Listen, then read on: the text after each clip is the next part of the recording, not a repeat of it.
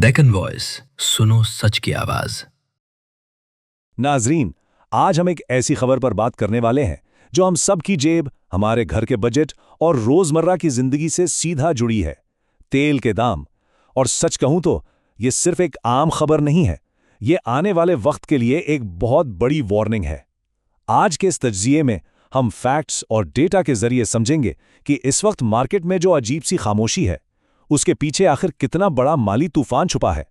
चलिए सीधे हकाइक पर आते हैं। अगर हम आज यानी 10 मई 2026 की बात करें तो मार्केट में बिल्कुल कोई हलचल नहीं है।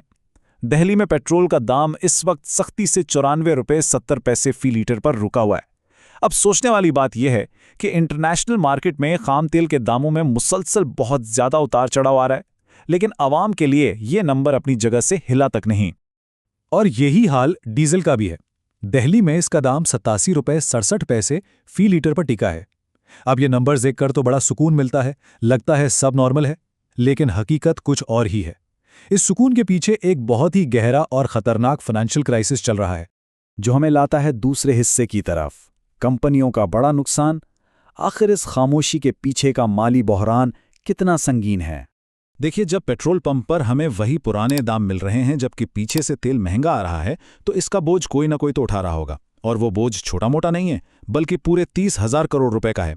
दी हिंदू और गुड रिटर्न्स जैसी मुसद्दिका रिपोर्ट्स के मुताबिक मार्च के बीच से ही ऑयल मार्केटिंग कंपनियां हर महीने लगभग 30,000 करोड़ रुपए का भारी नुकसान बर्दाश्त कर रही हैं। अब ये नुकसान उठा कौन रहा है? हमारे मुल्क का वो सिस्टम जो मईशत की रीढ़ की हड्डी है, यानी Indian oil corporation, Bharat petroleum और हिंदुस्तानी पेट्रोलियम। बैनुल-अक़वामी सतह पर कच्चे तेल की कीमतें आसमान छू रही हैं, लेकिन मुकामी सतह पर दाम न बढ़ने की वजह से इन कंपनियों का खाता इस वक्त पूरी तरह से लाल हो चुका है। ये कंपनियां करोड़ों का घाटा खा रही हैं। तो यहाँ आकर हमारा तीसरा और सबसे ज़रूरी सवाल बनता है, क्या दाम बढ़ने वाले हैं? रिटेल कीमतों का अंदाज़ा क्या कहता है? अब ऐसी सूरत हाल में क्या ये कंपनियां यूं ही नुकसान में चलती रहेंगी? इस पर इंडस्ट्री के माहिरीन ने एक सीधी और साफ वार्निंग दी है। उनका मानना है कि 15 मई से पहले पहले पेट्रोल और डीजल के दाम में 4 से 5 रुपए फी लीटर का भारी इजाफा हो सकता है, क्योंकि ये 30,000 करोड़ का माहाना नुकसान अब मजीद ना तो छुपाया जा सकता है और ना ही सहा जा सकता है। अब आते हैं चौथे हिस्से पर। अगर नुकसान इतना ही बड़ा था तो दाम अब तक क्यों रोके गए थे? इसके पीछे की सियासी हकीकत क्या है? जरा टाइमलाइन पर गौर कीजिए। अगर खाम तेल महंगा हो रहा था और नुकसान बढ़ रहा था, तो कीमतें पहले क्यों नहीं बढ़ाई गईं? इसको समझने के लिए जरा कैलेंडर पर नजर डालिए। मार्च के वस्त में कंपनियों का नुकसान शुरू होता है, फिर अप्रैल आता है जब मुल्क में असेंबली इलेक्शन होते हैं, और आज 10 मई तक कीमतें बिल्कुल वैसे ही मुंजमद रहती हैं।